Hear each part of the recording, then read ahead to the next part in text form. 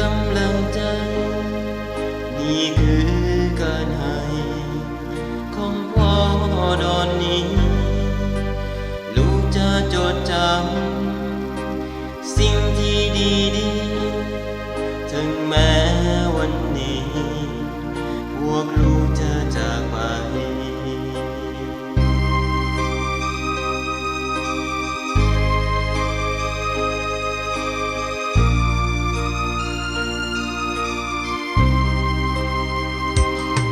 เหมือนดวงอาทิตย์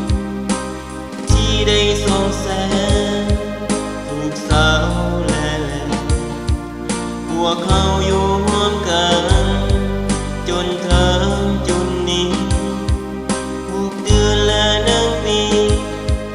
คุณงามความดีคุณพ่อท่านให้มาลูกทุกคนจะบ่ลืมพระคุณส่งเสริมอุดหนุนด้วยจิตวิญญาณท่านเมตตาหาคุณพ่อด้วยใจศรัทธาโรงเรียนดอนแห่งนี้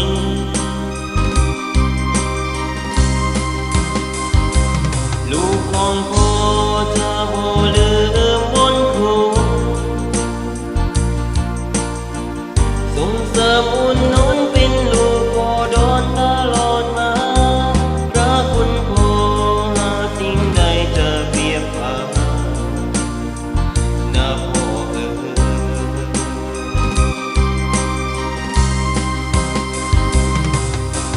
หมดทั้งชีวิตอุทิศเพื่อทุกคนทั้งเยาวชนทุกคนได้เพิ่งพามอบด้วยความหาลูกจะรักษา